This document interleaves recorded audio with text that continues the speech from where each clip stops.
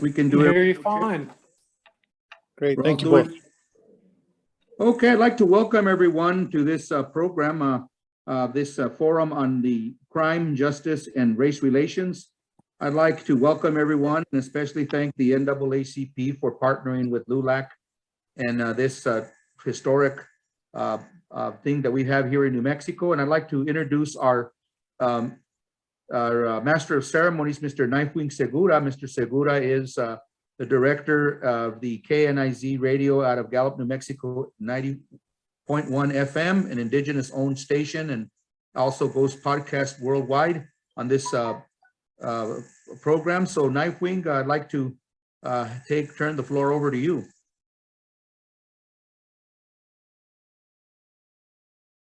You're on mute. All right, let's try that again.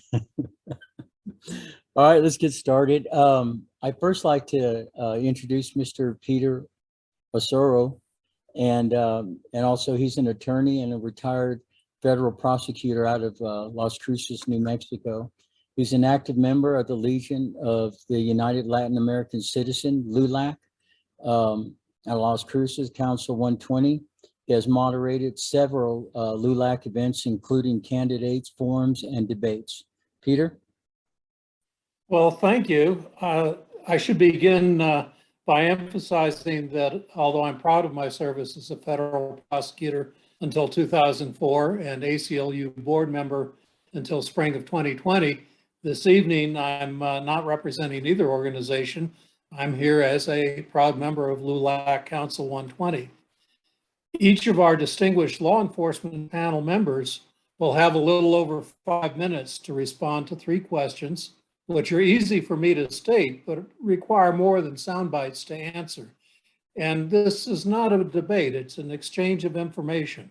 And so for that reason, I'll pose all 3 questions, then I'll call on panel members to give their responses, and they can organize their time as they see fit. And as we approach the end of the time, Ms. Denson, with the coolest wallpaper there, I don't think she's really in orbit right now, will raise the hand to try and give an indication that we need to wrap your time up. First question is going to be, what is your assessment of the current crime situation?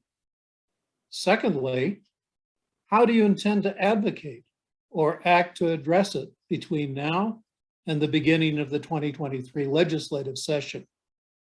And because of this forum's emphasis on social justice, thirdly, please give us your thoughts about the proper training of law enforcement officers.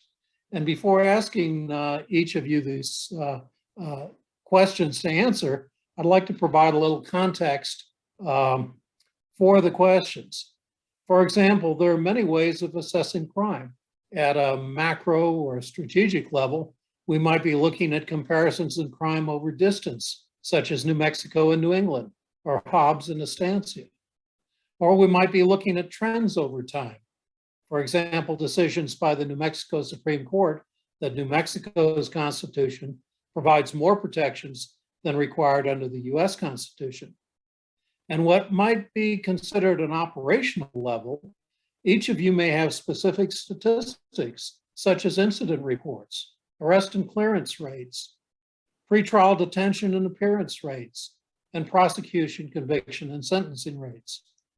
And of course, then there is the immediate flesh and blood impact of specific crimes upon specific victims and affecting specific witnesses. Both the mainstream and social media provide compelling, but sometimes misleading anecdotes in that area. So in assessing the first question, answering the first question about assessing crime, feel free to amplify, contrast, or distinguish what we learn from other speakers. Now, as for advocacy and actions during the remaining 36 hours of this legislative session, a special session if the governor were to call one, or next year's 60-day session, I'd like to suggest that discretion in the criminal justice system is actually a little like the long balloons we sometimes see at children's parties. When the system is pinched and constricted in one place, it bulges out somewhere else. and that discretion is affected by both legal authority and available resources. For example, an officer might have the discretion to issue a traffic warning or to issue a citation, but if there are not enough resources, enforcement in either way may be limited. Or if judges are authorized to detain detentions prior to trial, the availability of electronic monitoring, drug treatment, halfway houses, and other resources may influence the probable outcomes in specific cases. And finally, I'd suggest that training law enforcement officers is a shared responsibility, and each of you may have a slightly different concept of what constitutes a properly trained officer. So with this general framework for the questions, I'll first call upon the State Auditor for New Mexico, Ms. Brian Colon. Please give us your assessment of crime, your action priorities for the next 12 months, and your description or concept of a properly trained law enforcement officer. Well, let me thank you, Peter. You and Gene have been stalwart voices for democracy and for social justice and for community engagement for many, many years. I'm really thrilled to be able to see you tonight. And thank you to LULAC. I'm a proud LULAC and NAACP member. So I really am thrilled to have said yes when invited to engage in this conversation. I also appreciate and want to respectfully let everybody know that I have got two other engagements. I'm here in southern New Mexico in Luna County tonight, and then another event that I've got to zoom into for Valencia County. So I appreciate the order as it worked out that I got to go first. But if I don't stay, it's not out of a lack of respect, and I do intend to come back and watch the entire video because when I look at the panelists here, you have some incredible stakeholders and subject matter experts that are all going to have to work together to find a solution for what has many families terrified. Crime in New Mexico, victims of violent crime are they're at their rope's end. And I think that when we think about the crime situation, I think that we have to lead the conversation with a couple of things. And the first being victim rights and victim advocacy. Far too often, while I've been state auditor and on the campaign trail and traveling to all 33 counties, victims feel so often that they're an afterthought and that there's a complete lack of communication and the system doesn't properly respect them as being important to the process. And I think that at all times, when we're talking about any updating of statutes, any kind of change in the structural approach to addressing violent crime in New Mexico, we have to put victims' rights front and center. I will also mention that I know that in speaking with our current Attorney General, Hector Balderas, he was very disappointed that he couldn't be here tonight, but of course does send his regards. He and his team are working very diligently the last 36 hours or so of the legislative session in big support of the governor's legislative agenda. That specifically as it relates to crime in New Mexico. And I'm very grateful for the governor establishing open lines of communication to advance important legislation that really updates and modernizes our statutes. Look, they are out of date. They do not serve us well. And the legislature is going to have to spend some time leaning in on this, and I appreciate the executive leaning. Further, as we assess the situation of crime in New Mexico, what I would say is that you do have to have a complete conversation. And that complete conversation has to also include root causes. At least certainly in central New Mexico, we know that the behavioral health system was decimated. I don't think, and I will never believe, that behavioral health and mental health are an important part of this conversation. We have got to have services for people who are on the margins, whether it be because of poverty, or whether it be because of mental health or behavioral health support systems not being in place. For New Mexico, that system was decimated years ago, and it is barely starting to get back up from its knees. And so as we have conversations about allocating resources, I hope that that is also part of the conversation because it is part of the crime situation in New Mexico. I'm convinced. And so while it's important that we update our statutes and make sure that violent repeat offenders are off the streets of New Mexico and that we are supporting law enforcement, that people like Chief Medina and his colleagues that are on this call, the undersheriff, they have the tools necessary to do the job that they're required to do in a very complex situation. They are expected to do more with less, and we can no longer have that be the case. So, Peter, I see you raising your hand. I expected that I would go 5 minutes and then stop, but if you want me to take a deep breath before I thank KNIZ Radio for covering this event, I'll do that. We're getting close to 5. This is not going to be a stopwatch debate. It's more just a guide so that you can perhaps either do your bottom line thoughts or finish a thought so that you don't get chopped off by technicalities. Thank you, Peter. So let me just say this. Look, I have been an advocate for safe communities for years. I have established relationships with law enforcement. I have established relationships with DAs around the state so that we can have a collaborative and effective conversation. There is a zero-sum mentality out there with some leaders in this conversation, and those are not helpful. And I can tell you that I've never taken a zero-sum approach to any problem solving that I've done. And I just want to invite continued dialogue. I think LULAC and the NAACP are the perfect conveners for these conversations, and I stand with them going forward. I will just say that in closing, that families are really demanding an action. We can no longer allow them to feel like they're not being heard.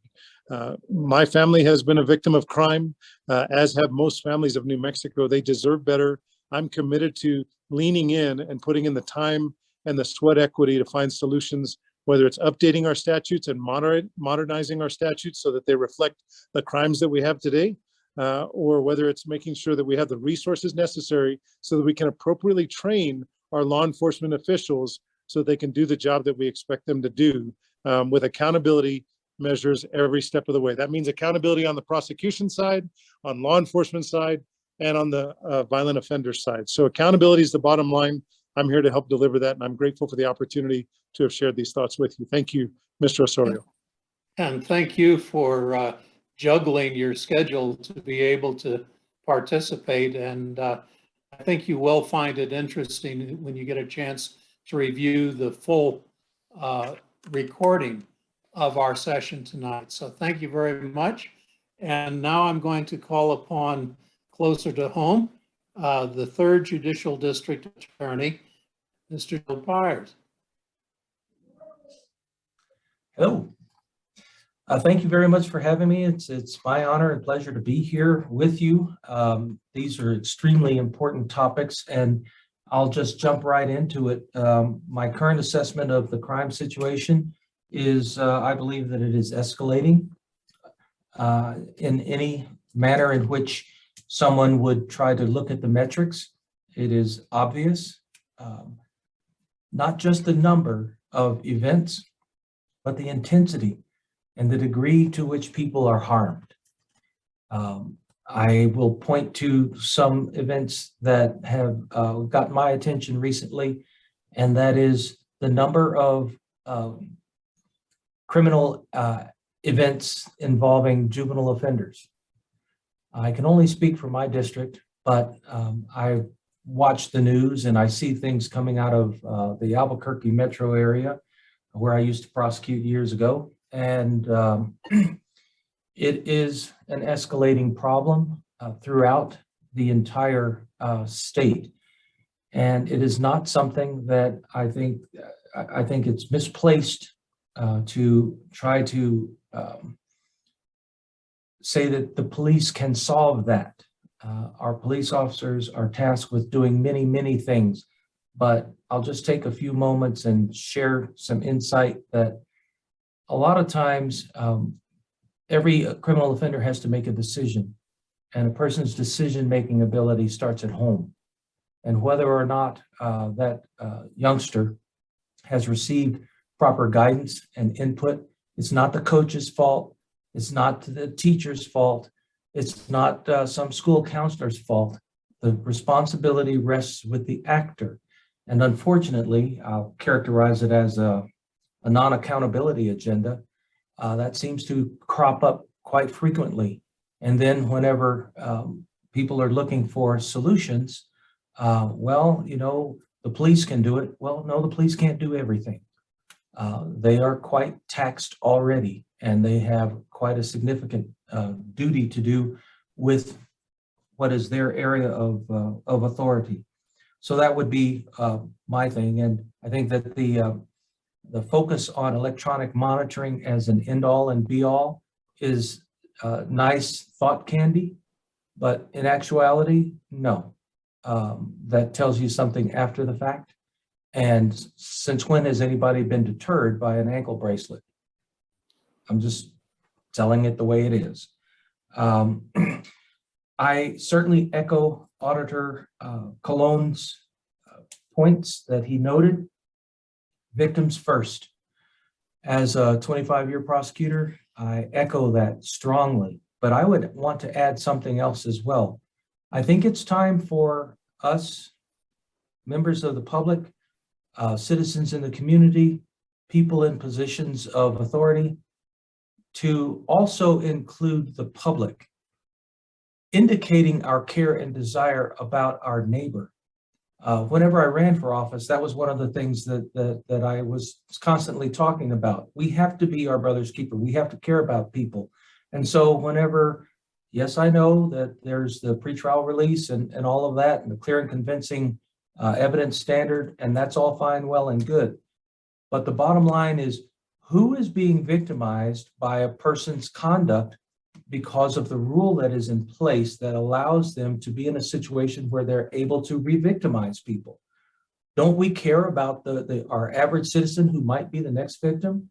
I think that it's time for that part to be part of the discussion. And also, I think that our system would benefit from, instead of vilifying opposing views, take the time to try to understand and engage, and with respect, acknowledge the truth that might be in someone else's perspective. I just read an article that on the juvenile parole bill, apparently it was tabled, thank goodness, because my opinion as a career prosecutor is, and having prosecuted serious juvenile offenders, that once they get that designation as a serious youthful offender, they are no longer a juvenile. They're no longer a child, and we shouldn't be kidding ourselves with that, because whenever you look at the crime scene and understand the terror that the victim had to live through and then ultimately die, you get a real respect and understanding for why it is necessary. And besides, the children's court rules already provide the ability for a court to sentence a juvenile to something less than 30 years on a life sentence. So the reason that the point that I was getting to is that when the juvenile parole bill was tabled, there seemed to be an outcry from some folks who were in strong support of it, and they started basically lambasting district attorneys and trying to say that we're pushing our tough on crime agenda and so on and so forth. That is not helpful. Instead of characterizing us in a way that we're trying to push some agenda, instead it would be, well, district attorneys, why do you have that perspective? What informs your view? Well, maybe listening to somebody that had to bury their child would inform their view. Because it certainly informed mine over the years. And again, that goes back to the respect that we should have for our fellow citizen and honoring them in how we effectuate the laws in our system. Now, as far as proper training for law enforcement officers, I am not a law enforcement trainer. We have law enforcement professionals on the panel. I will leave that to them. But I will simply say that I believe that it is in the best interest of our society and our communities to ensure that the compensation received by law enforcement officers is going to be sufficient to recruit them, retain them, train them, and propagate the best performers in each agency. And so that this idea about individuals who have to shuffle from one police agency to another, that would root itself out.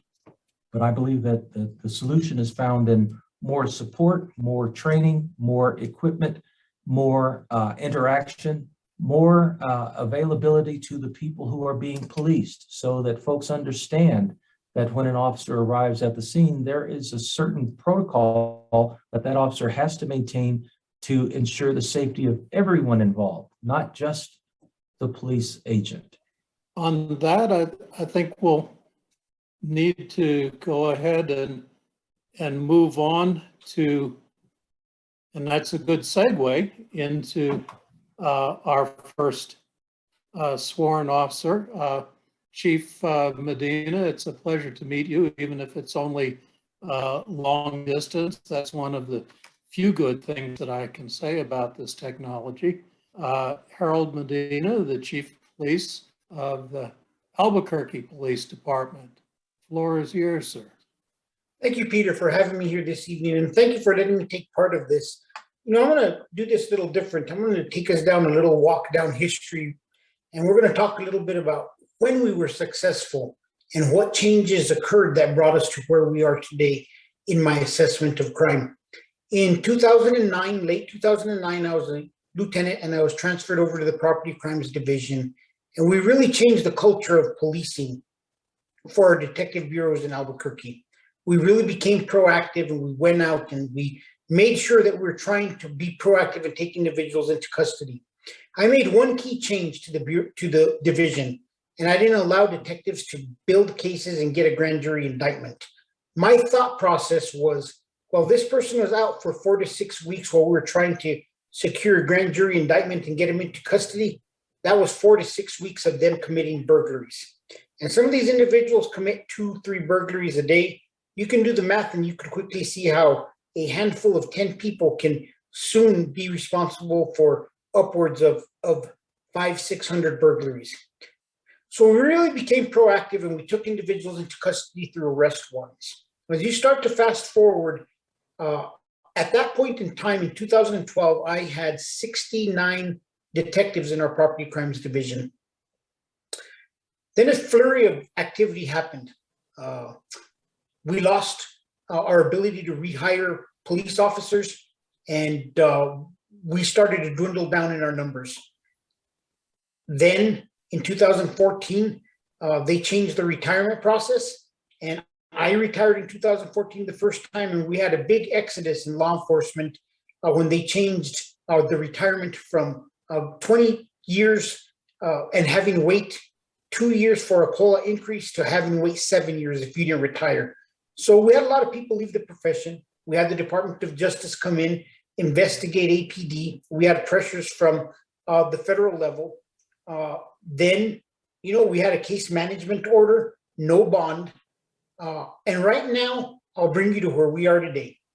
My detectives are no longer able to easily get arrest warrants for individuals because of the speed that we have to get cases through the process.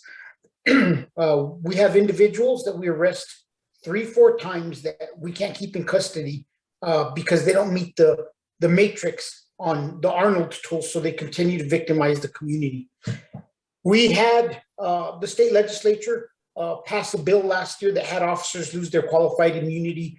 And although it shouldn't have a direct impact, the message to officers in my agency is I had several leave the profession as a whole or leave out of state. I'd be very concerned if there are people from APD leaving to other agencies in the metro area, state police, BCSO. That's simply not true. They're leaving either the state of New Mexico or the profession. We have a use of force policy that sometimes our officers are stuck on a simple forced handcuffing. So it's very difficult at all aspects. If you look at the changes in the court system, the changes in retirement processes, the changes in qualified immunity, the fact that we're not able to get arrest warrants. You look at all these factors, and it's not one single isolated factor that brought us to where we are today. It's all these small tweaks to the process that have brought us to the point where we have the highest crime rates, 117 homicides in the metro area. If you look across the state of New Mexico, officer-involved shootings are up across the state of New Mexico, not just in Albuquerque. Every community is struggling with crime. I've spoken to the vast majority of sheriffs, the vast majority of chiefs, and we all agree that everybody's seen an increase in crime.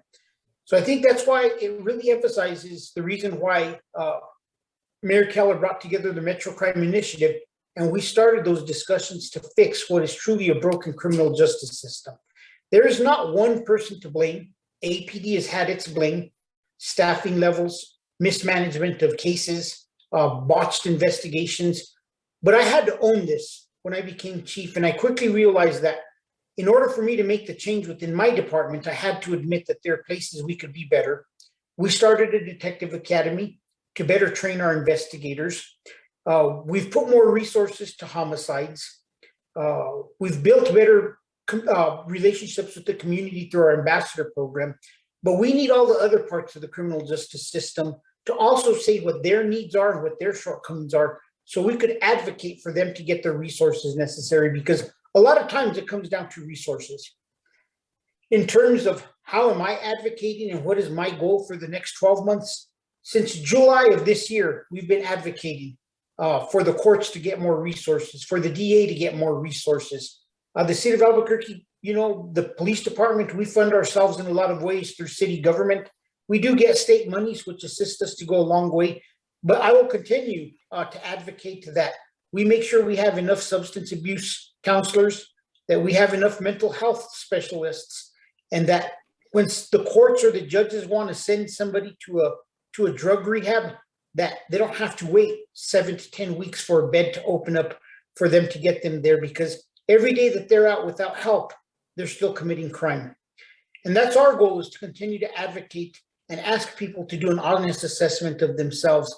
In terms of proper training, I think that it's simple. First of all, we got to look at how we train our officers. When I came on 27 years ago, we were a very military structured training academy. We train soldiers, not community servants. I think that's what has gotten law enforcement into the trouble it's had over the past decade. It's not just Albuquerque. A lot of agencies have had issues. And I think moving more to a model of education, seeing how we could develop a law enforcement process like California, Colorado, where you could go to a 2-year community college and come out with a law enforcement certification.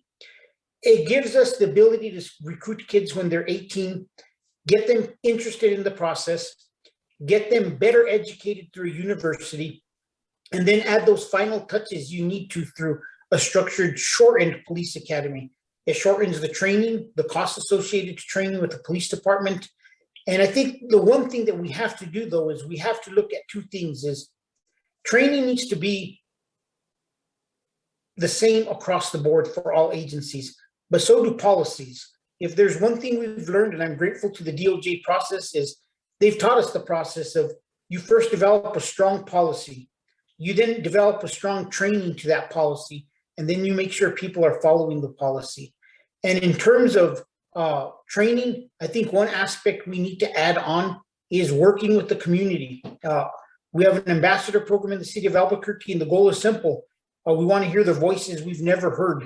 I think that we need to continue to train our people to work with all aspects of the community and to look at everybody the same, no matter the color of their skin, how they sound, how they look, or what part of town they're from.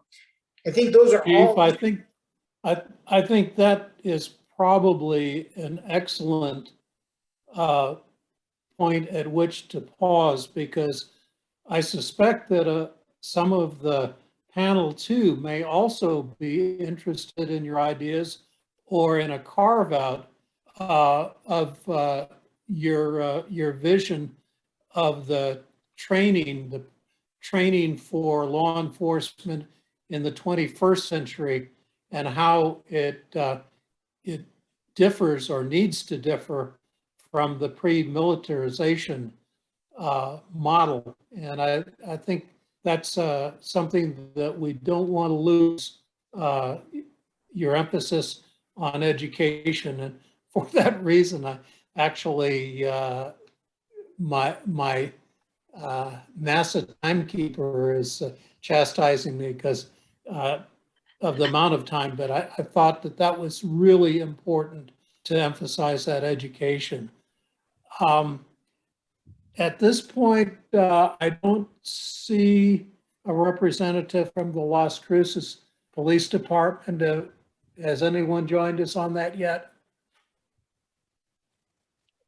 In that case, and I believe the Lieutenant Governor is still tied up, is that correct?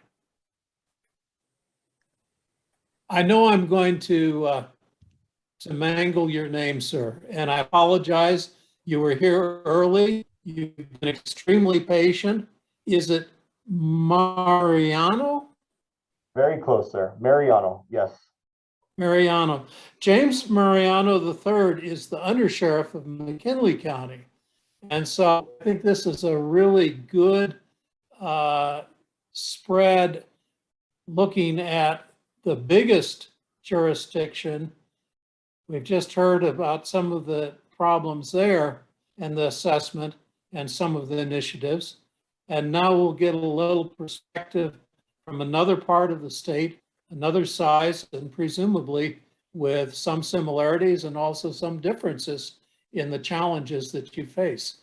So please share some of your thoughts about the crime situation, activities for the next 12 months, and how McKinley County views a properly trained law enforcement officer.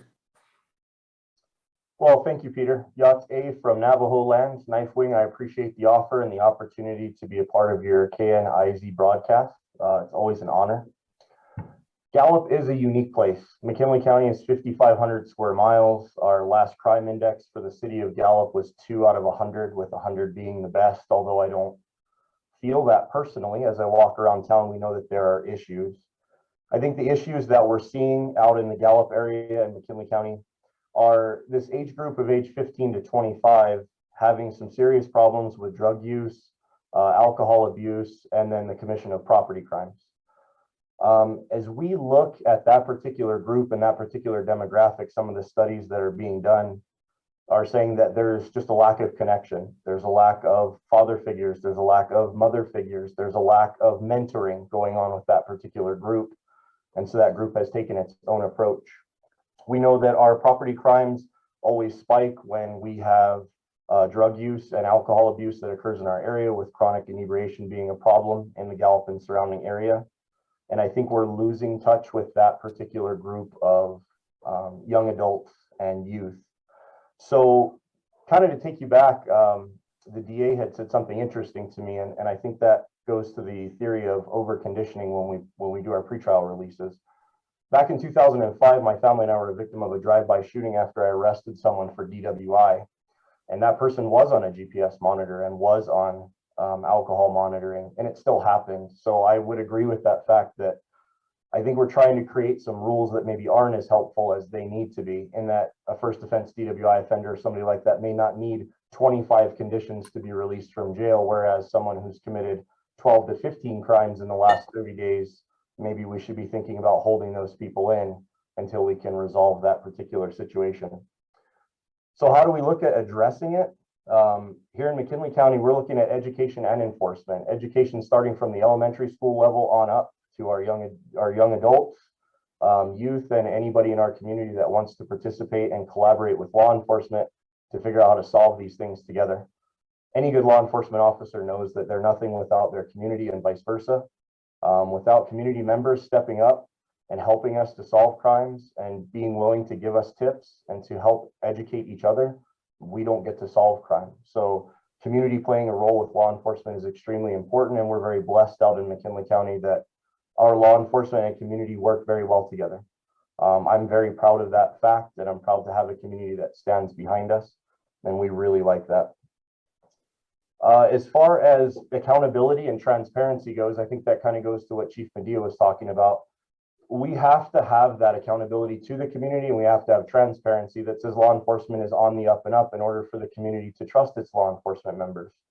And as we deal with this very unique scenario of 4 generations in law enforcement right now, it is very unique. You have the guys that have been around for 20 or 30 years and the guys that just started, and their outlook on life, their work ethic, the way they hold themselves, all very different. And it's very different to get all 4 of those generations to click with one another, to work together as law enforcement.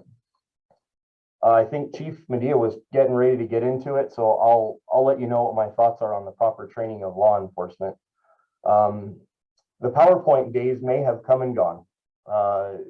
You put 25 cops in a classroom and then you ask them to stare at a screen for 4 hours. I think we can reasonably assume, just like school, at some point they're going to check out and are no longer listening. So we're looking at moving forward, especially this last 2 years, the dealing with mentally impaired class has moved from a PowerPoint presentation into a role-playing class, where either law enforcement or actors are brought in and we deal with real-life situations just as they would unfold. I think that's what gives an impressionable memory to law enforcement. That's what teaches them to remember that, and that we're all people rather than just reading a PowerPoint on the screen. There's even virtual reality training out there now. You can put on a set of goggles and walk through different scenarios, whether it's dealing with mentally impaired, whether it's somebody that's injured, whether you're dealing with a person who's just combative and not listening, so that we can work on our verbal skills. We can work on how to talk. We can work on how to de-escalate. I think all those things are becoming relevant now. And with the new generation who likes to play video games and watch TV, we're going to have to become attractive to them so that they're willing to learn. So I think we're trying to move forward. So respect for others and accountability and education. That's what I've got. We have some good news and some bad news. The bad news is it looks like we're going to be missing some of our scheduled panel members. The good news is that those of you that I initially held on perhaps a little short tether and who obviously had a lot to say, I think we probably would have time now to go back for another short round, whether based on what you've heard from your colleagues, there are any short points that you'd like to emphasize, or for that matter, distinguish. Again, this is not a debate about right or wrong. It's an exchange of information and ideas. I can see all of you, not real well, but is there anyone, let me just go on down the line. I don't think Mr. Colon is still with us. Mr. Byers, further thoughts? Sure, thank you very much. I really appreciate the insight that Chief Medina provided, because that's critical to understanding where we are now, is to understand how we got there and where we're coming from. And I also echo what Under Sheriff Maiorano has noted, because that's encouraging, the willingness to adapt to training scenarios that are going to be more productive, more relevant, because some people are just better as hands-on as opposed to just receiving a lecture. And I have fond memories of my time prosecuting in Gallup, New Mexico, from 97 to 2000. It's a great place. And so, but one of the things that I learned early about New Mexico, as that was my first prosecution location, is that New Mexico is a blend of cultures and societal norms, and the sense of hearing one another, the sense of respect for one another's different viewpoints really came through, and I appreciated learning that there in the magistrate and the district courts. And I've tried to carry that throughout my prosecution career in other places in New Mexico, because at the end of the day, we are all in the same boat, in that we all love our families, We like the things that we own. We work hard to acquire them. And, you know, we're empathetic with people who are down on their luck, but we also expect people to hold their own. So, you know, those kinds of things are the bedrock for where we can go. But if we choose to go to non-neutral corners and point fingers at one another and leave the community perspective out of the next supposed solution for the current crime problem, it's not going to be effective. We have kids who are being recruited by the cartel down here in southern Doña County to be drivers for human traffickers. Now, that may not be something that is being experienced in other parts of the state, but it's coming. And so the question is, you know, are we going to have the flexibility of mind and perspective to provide resources to our community stakeholders, law enforcement, to be able to effectuate and maintain the norms in society?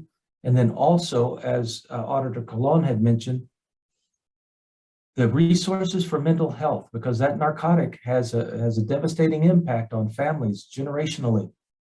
And so we really should invest in more mental health stability and treatment programs. I'm not giving people a pass. I'm just saying that's the reality. Thank you, Chief sir. Medina, thought occurred to me, you probably have more experience than the other jurisdictions on federal oversight and other types of oversight. Do you have any thoughts about the proper role of different types of oversight, whether it's federal or citizens review panels or things like that? And where do you see them playing a constructive role from your perspective? You know, quite honestly, I think oversight has made us a better agency in a lot of ways. My biggest argument and my biggest fight is sustainability. Like, we have to have policies and processes that are sustainable in the long run. Like, the use of force issue that I explained to you is like, on paper, it may look like the greatest process, but it's unsustainable. I'd have to double the size of my field officers just to get back to timeframes that we could respond quite within good timeframes to the public's needs.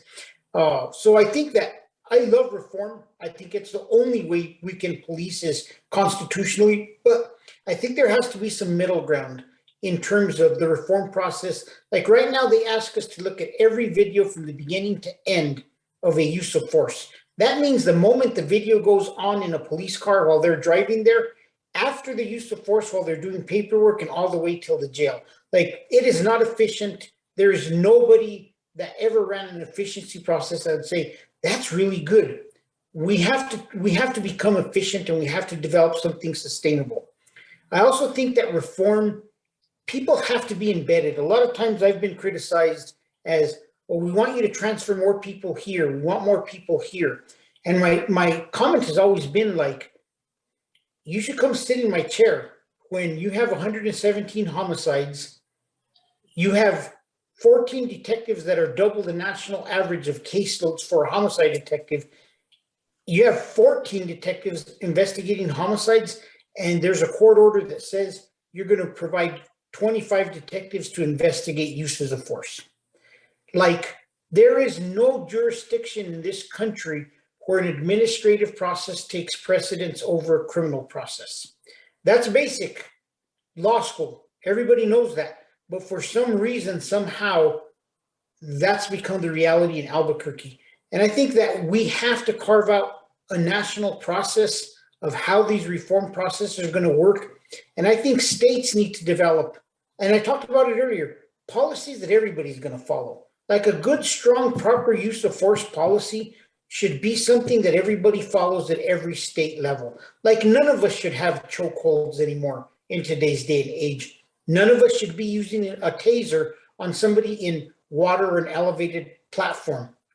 None of us, we should all have a proper process on how we review and evaluate the use of force. So I think there is room for oversight. civilian boards, I think we got to be very careful how we take complaints. Like, I think I've had 5 complaints with somebody who has no interest, that just politically doesn't like me, and every single one gets investigated. So there is time devoted to decisions I make that, as a chief, you need to make decisions sometimes. So I think you got to be very careful and balance the needs of accountability, but make sure that people don't weaponize those complaint boards to go after individuals that they don't like, or to push their political agendas. And a final follow-up for Under Sheriff Maiorano, if I may, because you alluded to it, and it's something that I think we can all relate to, and that is leadership.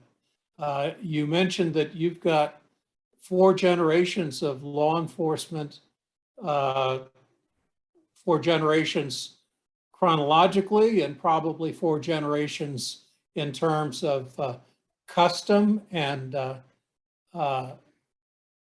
training and attitudes. Do you have any leadership tips that you would share for welding together that kind of disparate force into a high morale, high effective force? You know, we're not the only agency dealing with this. I think we're dealing with this nationwide, at least not, you know, statewide. Mentorship programs have become kind of a big thing. And when you think about it, you're like, what's that going to do? But if you look at it on a fundamental level, mentorship programs are nothing more than learning about each other, taking people with knowledge and teaching those without knowledge to try to work together and bring their knowledge up to par.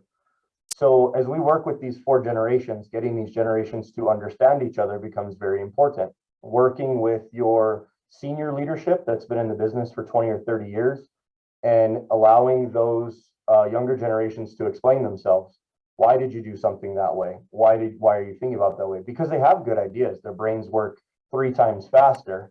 And the reason we're not understanding is probably because we're not listening, or because we're not willing to listen.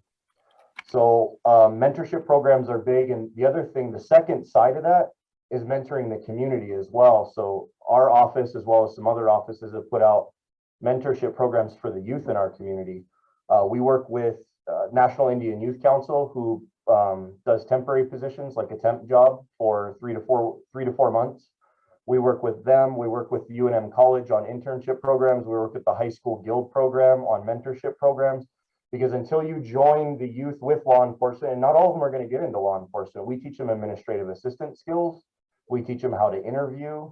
We teach them how to answer questions, how to dress, how to show up on time. We're learning to put these generations together so that we can all work together in the same workplace, whether it's law enforcement. I'm gonna have to cut it off there. No problem. My boss's boss, the one who can control switches and mutiny, says that I'm going to be stepping on the toes of other panelists, and that's a big no-no. But I would like to say personally, since I was a prosecutor for about 18 years, and I was very much involved in working with and training law enforcement, because I always thought it was a good use of my time to be called in the middle of the night and give advice about a search warrant or an arrest warrant, rather than have to go into court for 3 more days the following week trying to justify something that could have been prevented in the first place. So my personal thanks for the insight and information that we have from all across the state here. And I'm now going to turn it over to Knifewing Segura and the station master of KNIZ.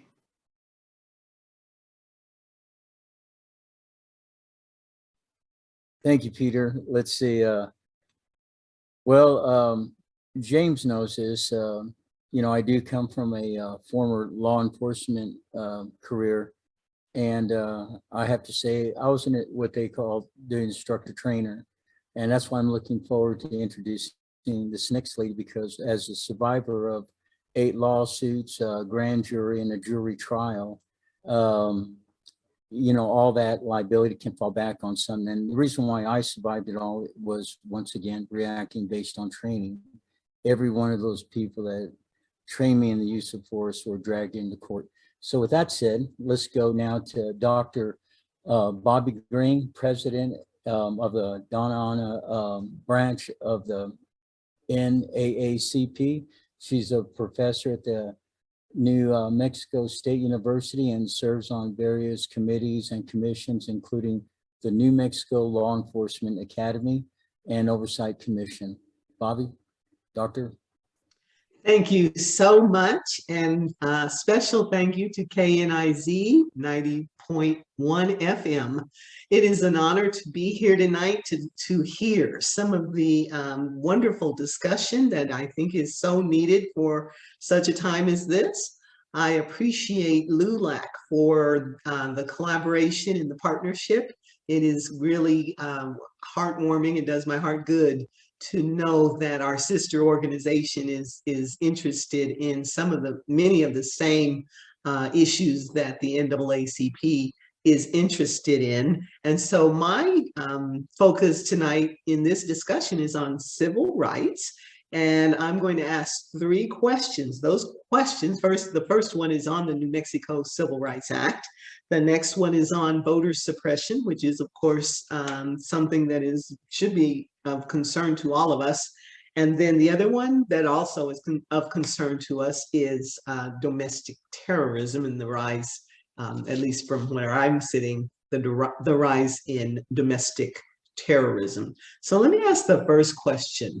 The New Mexico Civil Rights Act allows New Mexicans to file lawsuits against governmental agencies in state court if they believe their civil rights have been violated, and it eliminates qualified immunity as a legal defense in such complaints.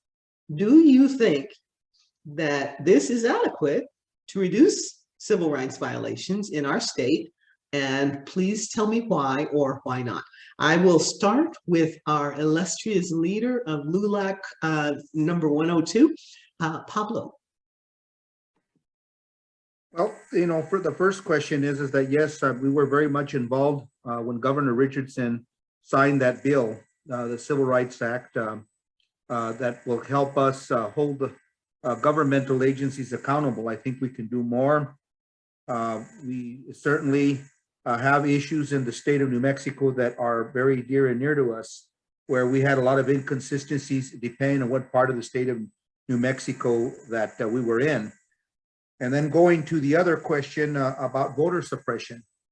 The voter suppression issue is something that the national level that we're very much involved in lawsuits in the state of Texas. National LULAC has filed lawsuits throughout the country where we're seeing voter suppression happening. It's like we're going back to the Jim Crow days where, in the state of Texas, a county like Houston, for example, where is one of the largest cities in the United States, and they only want to have one place where someone can submit ballots. And it's deliberate indifference on the governor and the Attorney General of Texas is apart. They're targeting minorities. There's no question about that. And it's unfortunate because everyone should have the right to vote. It should be something that should be celebrated by everyone. And both political parties have a duty to, regardless of what the person's perspective or ideology is, everyone should have the fundamental right to be able to vote. Many of us remember poll taxes in the state of Texas. Many of us remember of what it was like not being able to vote, and before the 1965 Civil Rights Act for the Voting Act. NAACP setting many precedents along with LULAC following in Los Angeles, for example, where we were gerrymandered and we're the largest Hispanic city in the country. And it wasn't until 1988 until we were able to get an elected official in the county of Los Angeles, the county board of supervisors, even the gerrymandering here in New Mexico was bad back in 2010, where Peter Ossorio and myself and Dennis Montoya and all the LULAC organizations at that time looked at filing a motion to intervene on the EGOF versus the Governor Martinez back then. So we continue to have a lot of these issues. We have to continue to be vigilant of what's going on. And with domestic terrorism, it's interesting you mentioned that, Dr. Green, is because today I had a meeting with our national staff on situational awareness, where even Homeland Security is notifying major civil rights organization of the potential threat of white supremacist group going after organizations like NAACP, LULAC, and other civil rights organizations. So we really have to be, we're now having to train our staff, our paid staff, and our board members on situational awareness and other issues to prevent us from, harm's way. And we have to take these threats very seriously. We're seeing an increase of hate crime across the country. This hate crime we're seeing proliferation here in New Mexico. I'm sure that the DA Byers might have seen some increases in Doña County, but you're going to see more increases in, Chavez County and other counties like San Juan. I think even in McKinley, we're seeing a lot of hate crimes happening more than we ever did across the country and even in New Mexico. So, even in Otero County, right next to us in Doña County, we have a leader, a so-called commissioner that was out in the insurrection.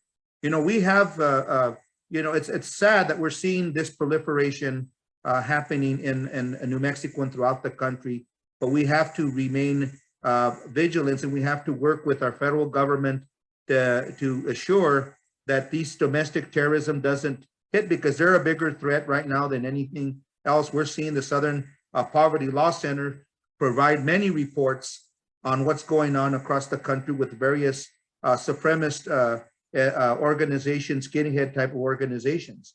So I think we really need to, it's an area that you bring some tremendous interest. We're talking about that now.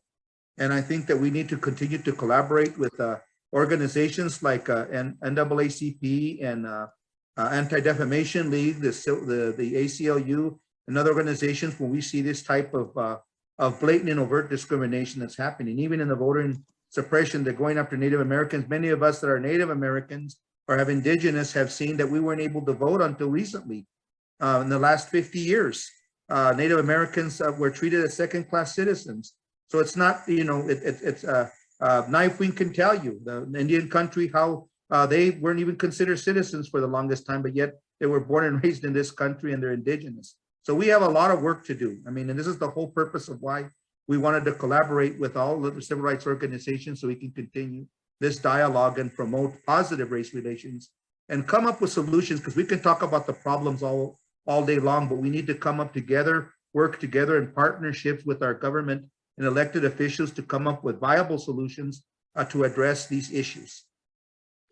Thank you, sir. And it is not lost on me that LULAC and the NAACP are working together on lawsuits against these voter suppression laws and other critical issues that we're dealing with. So we are working legislatively, legally, and bringing forth lawsuits. So it's important that we work together. And so I appreciate you, and your comments are just right on point. So thank you for that. Let me go to Fred Baca.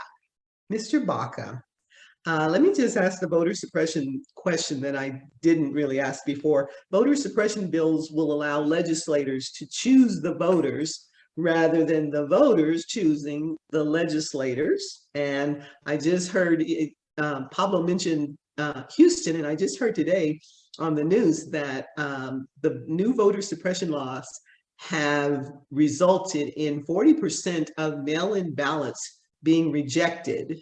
And I think that was, the original intent, of course. But so now we are seeing the results of these new voter suppression laws. 40% of those mail-in ballots have been rejected. I would venture to guess that a good portion of them are people of color. So their labor is starting to bear fruit, and we really need to be vigilant and aware of what is happening right in front of us. So what are your thoughts on the voter suppression bills that are being passed in 47 out of 51 states? Thank you very much, Dr. Green. Again, I'm Fred Baca, the New Mexico State LULAC Director. Voter suppression is dangerous.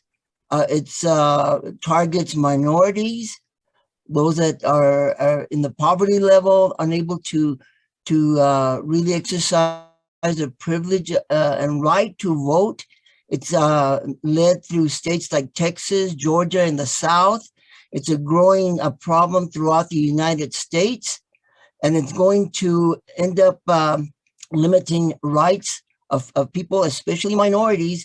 And this is what the target is. And so I think it's one of the foremost situations in our country that we need to put attention to and get the word out to the voters that this is something that's the constitutional right to vote.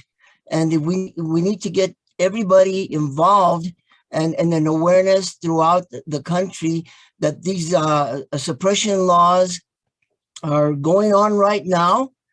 And they're being, they've got legislators that are backing these laws. This is where it all starts, because we vote in the legislators and they're voting in these type of laws that are very detrimental to the minorities again, and those that are unable to exercise the right to vote.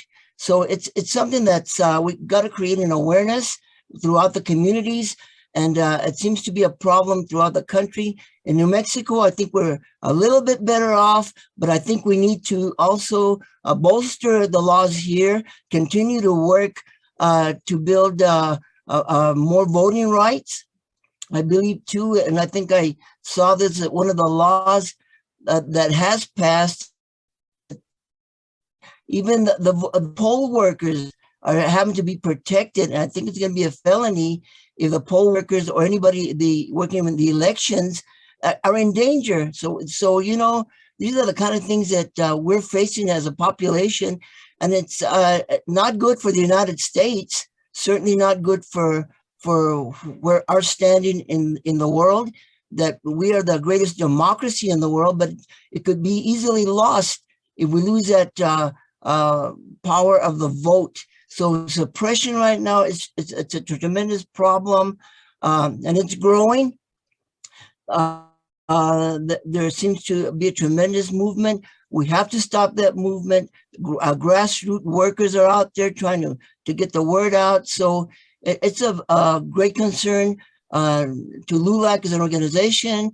So to every organization, it should be of great concern. So I think that, again, we need to continue working on it, continue to really look at the laws, to continue to scrutinize and talk to our legislators, talk to our groups that can help maybe control this problem to a certain point, which I don't know.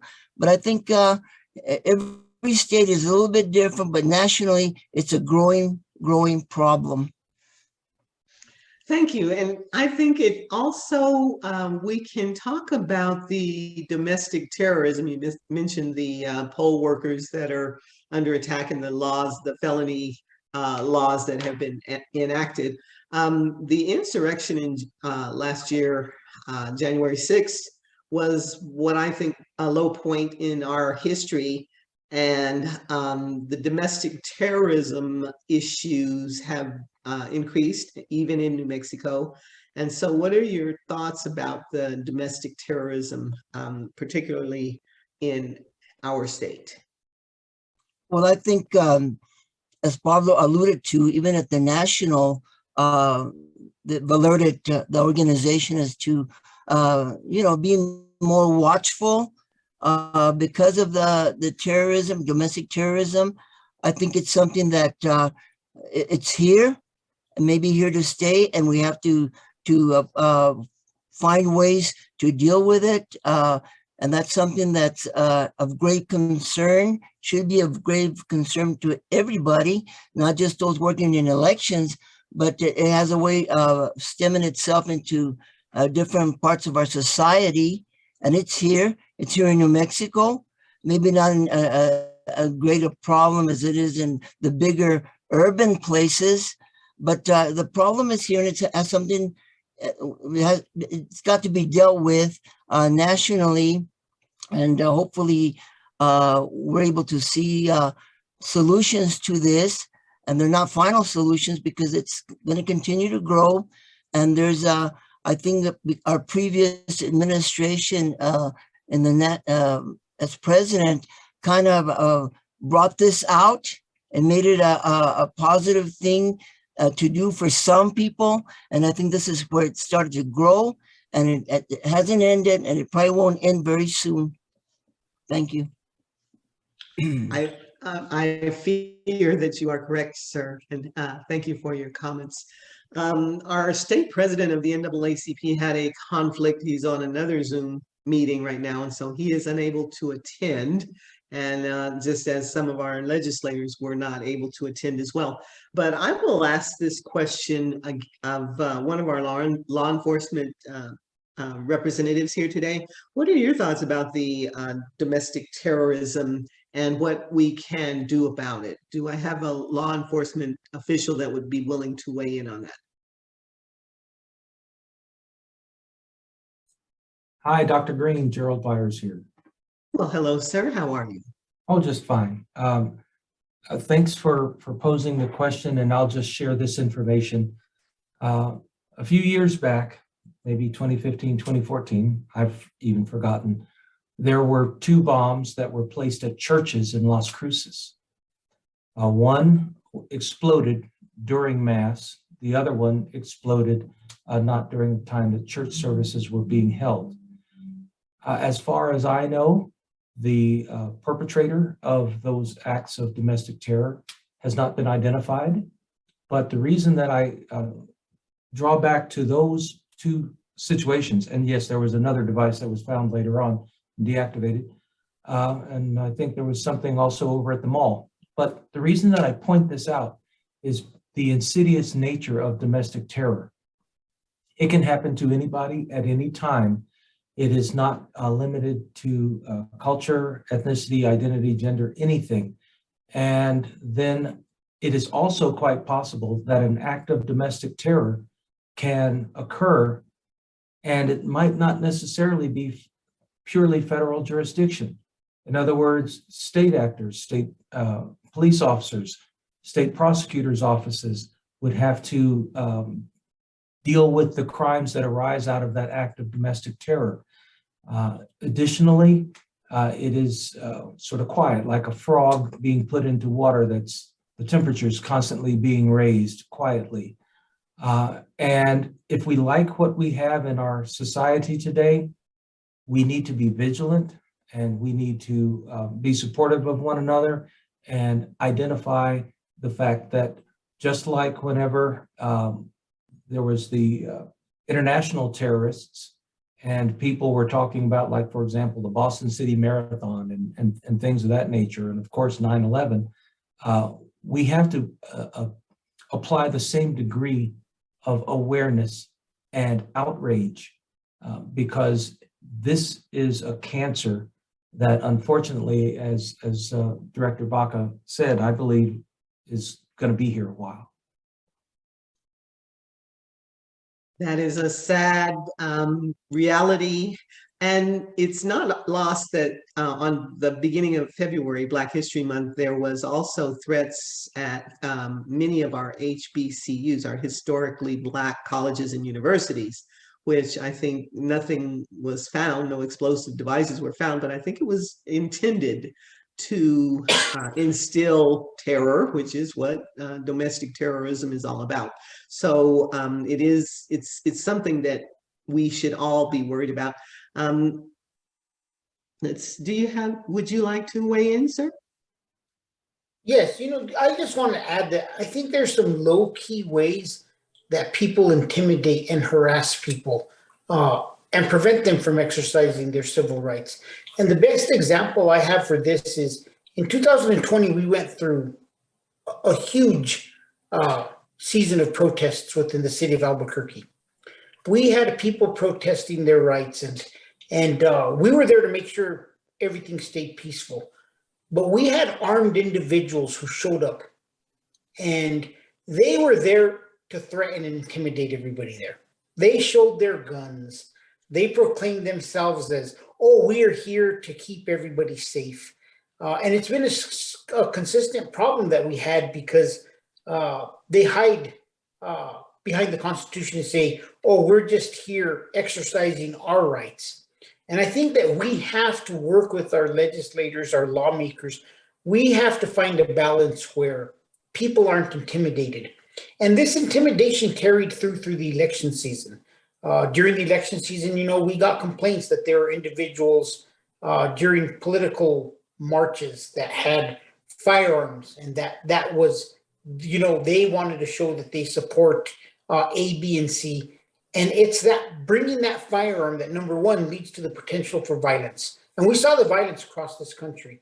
And number two, it makes people who are there legitimately doing the right thing and just trying to voice their First Amendment rights. It makes it very difficult for them, and it's very intimidating. So I think yes, we could look at, domestic terrorism and all the things people do big to dissuade people from voting or showing their First Amendment rights. But there's low-key issues where people are doing actions and it's lawful, and we have to find a way to address those individuals because we struggled. We've gotten sued. I've gotten sued twice, the city of Albuquerque, in these cases because we've tried to disarm people to lower the temperature and keep people safe. And it's been a difficult challenge for us. And I hope that all of us can come together and recognize that, yes, we have to protect Second Amendment rights, but there's times and places where it's very volatile, and bringing a firearm to those locations makes it very dangerous for everybody as a whole. Law enforcement, both sides, everybody. It's just, we had it in Albuquerque. We had an individual shot.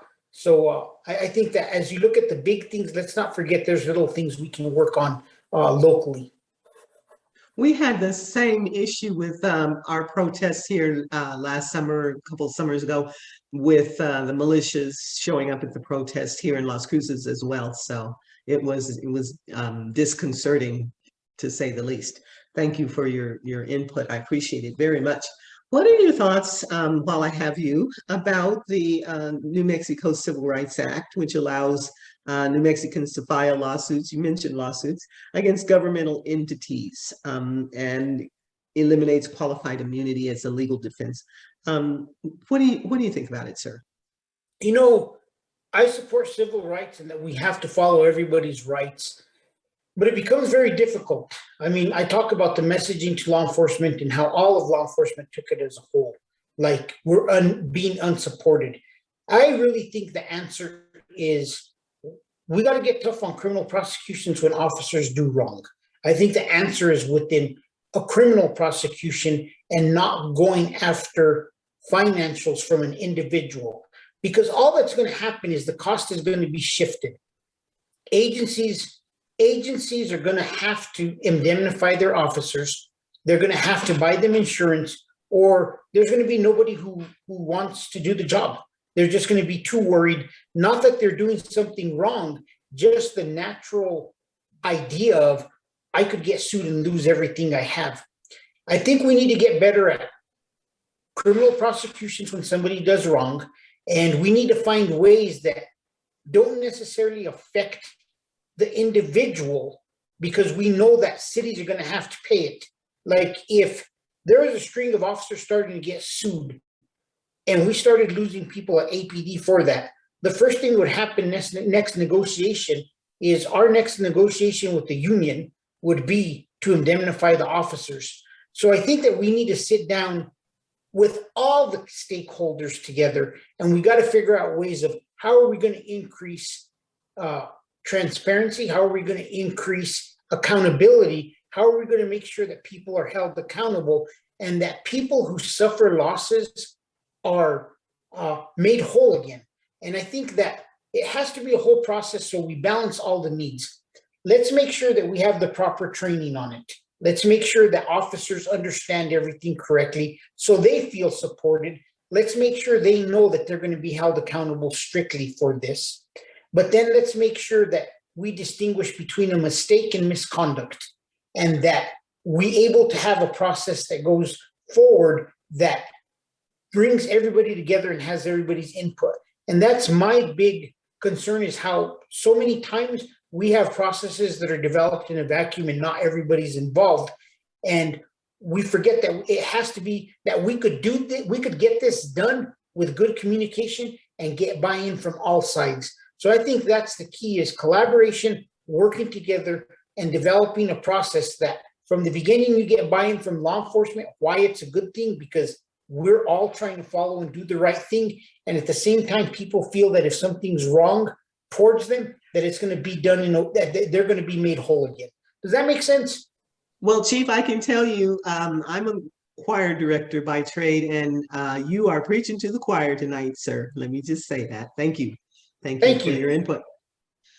Do I have a representative from the ACLU?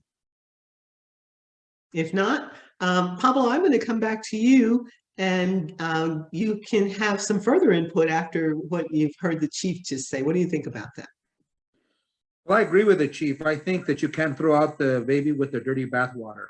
And that's what happens, is that we become reactionary as opposed to looking at the viable and realistic solutions to the problem, because at the end of the day, it's going to be the taxpayer that's going to be footing the bill. And at the same time, you know, it's becoming a very hard profession nowadays. I myself am retired in law enforcement, and I don't know if I'd ever want to go back to that career with some of the changes that are being made. We have to look at everything practical. That's why we're having these panel discussions, because we can educate each other with our experiences, and that we can start building, like from here, an improved race relations, because race relations are very important. It's very important that all these different departments start doing a better vetting process on the deputies and the police officers they hire, because I believe that was probably Albuquerque problem that they had during in the early 2000s or the mid 2000s. I think they did backgrounds and didn't do a thorough job, and they had so many retirements that they rushed everything through, from what I'm hearing from some of the professionals that were at APD. And that's across the state. We have a problem, as you know, Dr. Green, in the law enforcement area, where someone could be on the verge of getting fired from a very small department, and then they resign from that department. The internal affair investigation ends, and then they end up going over to a different department. No pun intended. They refer to these officers as gypsy cops. Well, it's derogatory as that is, but in a way it is that they're going from one department to another, and the law enforcement academy does have to look at that's in the best interest, because you don't want to give someone else your problem. And I think that this is the biggest challenge I think Chief Medina has. I don't know so much that we have that problem here in Las Cruces, but across the strait, we do have rogue officers that give a bad name to the cops or the law enforcement officers that are really, truly doing their job as public servants. We need to work together and partner with law enforcement agencies like we're doing with Albuquerque Police Department. We want to do the same thing. Unfortunately, the chief of Las Cruces Police Department was not on tonight. I would have liked to have talked to him a little bit more, but we have a great relationship with the chief of police in Albuquerque. He's got a very big responsibility, because LULAC was instrumental in bringing the Justice Department to that department. And so, with all of these, immunity, I don't, it really will. I think it's a tool to maybe scare, but you basically are going to create a lot of bankrupt towns. A lot of cities will become bankrupt. I just think that you need to look at there's going to be a lawsuit regardless. That's not going to stop anyone from suing. But the issue is, we need to look at more prosecutions, like the chief said. We need to go after those officers that are tarnishing that badge and that are not honoring the sworn. They were all sworn. I can tell you that most law enforcement officers on this panel tonight that are sworn understand the duty that they've taken to uphold the Constitution of the United States and the state of New Mexico, to protect the public, because we're public servants. Everyone's a public servant, and we uphold that duty to protect. We want the children of the state to look up to officers once again, look at them as a positive role model, as opposed to being in fear and the ill reputation that the stigma that now law enforcement is having. We need to look at how we can deal with mental health, that we don't have another Slevins case. because this is unfortunate, Dr. Green, that we had a Slevins case in Doña County that cost the taxpayers $15 million. And this could have been solved with mental health. And instead, you know, now we've gone to the other side of the pendulum with this bail reform, where victims are not getting justice, and they're getting tired of not. And who are they blaming? They're blaming the Gerald Byers. They're blaming the chief Medina. They're blaming the district attorneys across the state. And it's not. They're following the law. The judges have no choice. They have to follow the Constitution. And they didn't agree with letting somebody out. But we need to look at getting the legislature to, instead of politicking, do your job. That's all I can say. You know, from our organization, I think my brothers and sisters in the organization agree that you're elected to represent us, regardless of how long you're there, or if you're doing it, you know, whether you're paid or you're on a per diem. Your job is to protect the citizens of this state. Your duty is to help the governor and help other folks create laws that will protect the public. We don't need to be waiting next year. Deaths are happening, folks. We're getting murders increasing in Alburquerque daily, Las Cruces daily. We had a crime rate in Las Cruces that we never seen in a long time. And we need to do something about it. The legislature, they need to maybe even come back if they don't do anything this time, because the citizens are imploring the legislature to enact so that the governor can sign these bills. And this is why we're passionate. This is why we did this forum, so that we can try to educate the public, that we want to encourage all of you people that are watching this program to contact your state representatives, your House members, contact your senators, and tell them that this is something that we need to do. We need them to get going and represent us and look for at least once and for all, for the victims of crime. If it was your sister, brother, child that are victims of these crimes, you would be just as passionate and have the same fervor that we have as an organization to protect our community. Thank you, sir. I do see a couple of hands up from our law enforcement officials. Chief, I'll come to you first, and then Under Sheriff, I'll pick you up on the end of after the chief speaks. Sir, please go ahead. You know, I just want to capitalize off what Pablo said. I mean, it's true. Law enforcement needs to develop those relationships with all segments of the community. I think that for too long, people haven't felt they had a voice, and that has led to distrust and a misunderstanding. And like in Albuquerque, we have the ambassador program that we've started, where we have specific people assigned to different groups. And just an example where it comes in handy, we had an incident in Texas where the Jewish community was targeted. We were able to, within an hour, let all of the members of that community that we can reach out to know, we're keeping an eye on your places of worship. We have field briefings, and we have this whole process set up. The same thing, we had Asian business owner killed a couple of weeks ago.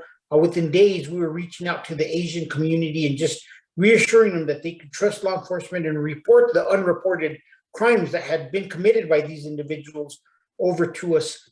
Law enforcement needs to continue to work and develop its skill set and make sure they're doing true community outreach, because the biggest thing that got us in trouble was the fact that we did not have strong relationships, and we were trying to talk to people after a bad incident, and we weren't talking to them before. So I really, truly hope that law enforcement in general really recognizes your strength comes from your ability to work with all segments of the community.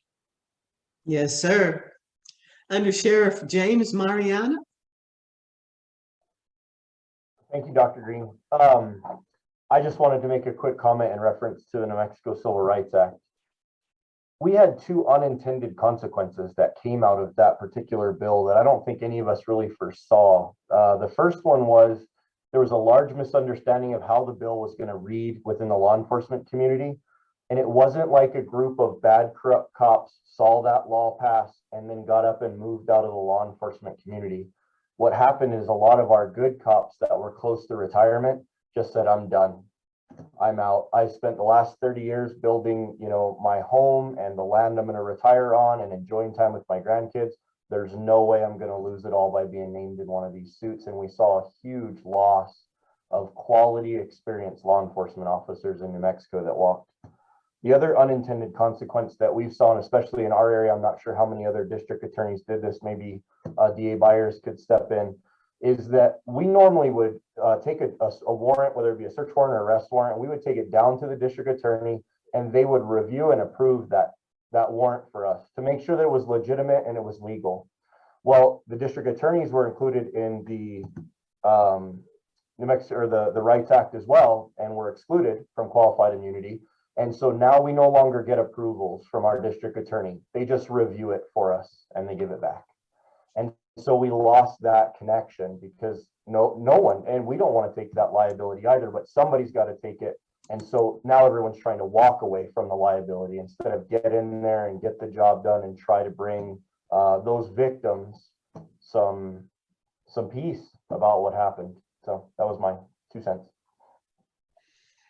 It's important to point out those unintended consequences. I think you're one of the first people that I've heard bring those up, and those are very valid concerns, especially when you have so many people walking away with all that experience and taking that experience with them. That is a problem. I agree with you there. All right, do we have a question on the floor? Lauren, can you tell us what the question is on the floor? Sure. So I'm watching the Facebook Live, and there was a question from Dennis W. Montoya.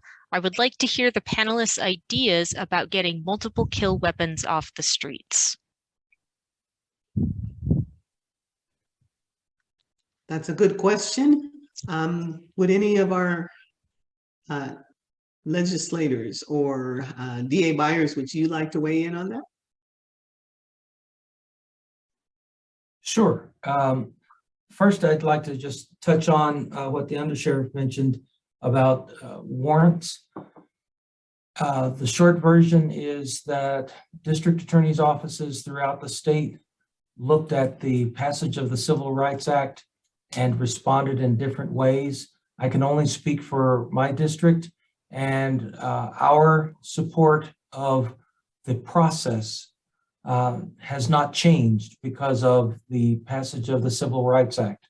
Our on-call attorneys are still available for law enforcement officers, state police, county sheriff, city police, whoever, to review warrants and sign off as approved to legal sufficiency. Because as Mr. Ossorio noted before, it is much better to review the warrant and get it right before it's submitted to the court than to have to try to fight and save the evidence that secured that was obtained by that warrant later on. And so, you know, that's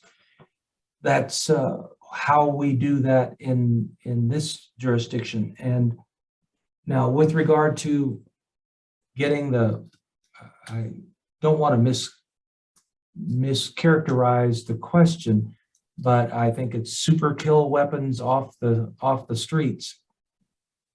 I think that of course it's a Second Amendment issue, but it is framed and it was addressed, I think, in the crime bill federally 94 with limiting magazines, magazine capacity. Yes, there are some weapons like shotguns, which are shorter than normal now, and they are not short-barreled rifles.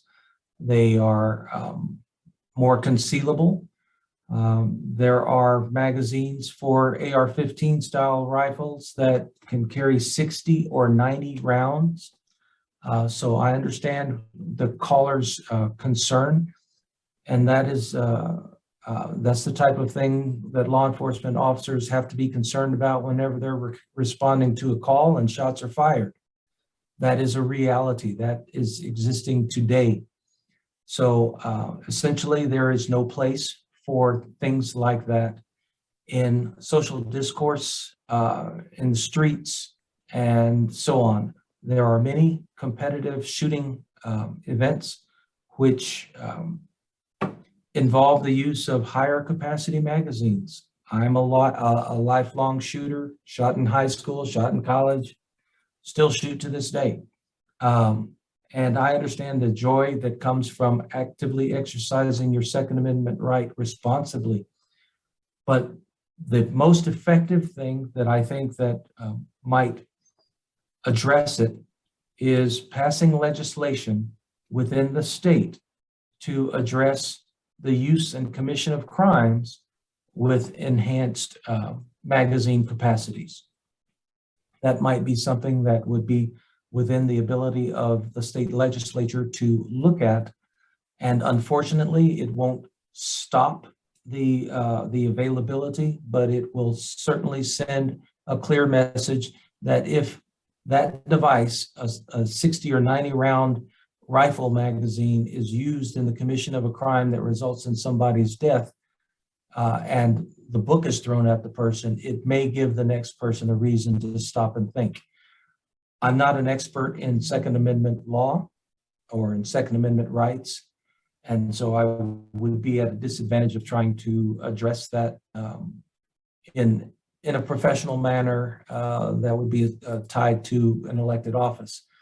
I could only give my own personal opinions about it, but with regard to what a legislature could do concerning imposing penalties for the use, just like we have firearm enhancements. If you use a gun to shoot somebody as opposed to a knife to stab somebody, you get additional time on your sentence for doing that. That might be an option, but I think it is well past time for that discussion to begin, and also to hear from those recreational shooters, those individuals who are firearm enthusiasts, who responsibly exercise their right to keep and bear arms, and for them to communicate directly with the legislators so that the legislators can have a framework within which to build a law that is going to protect Second Amendment rights, but also protect the public from the horrific harm that can come from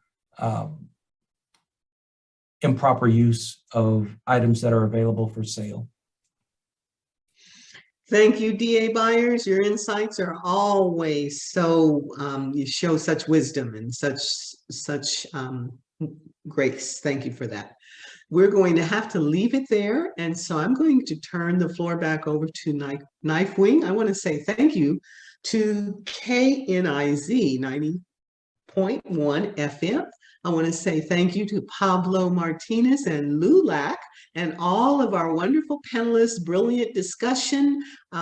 If we were in charge, the world would be a better place. So let me say thank you, and I will turn it back over to you, sir, Mr. Knifewing, and I am very grateful for the time and the opportunity to hold this discussion. Thank you so much.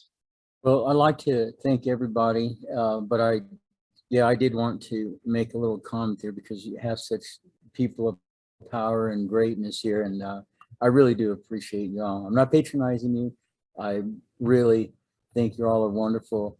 When we talked about, I heard Pablo mention the word education along with the chief and undersheriff, everybody did.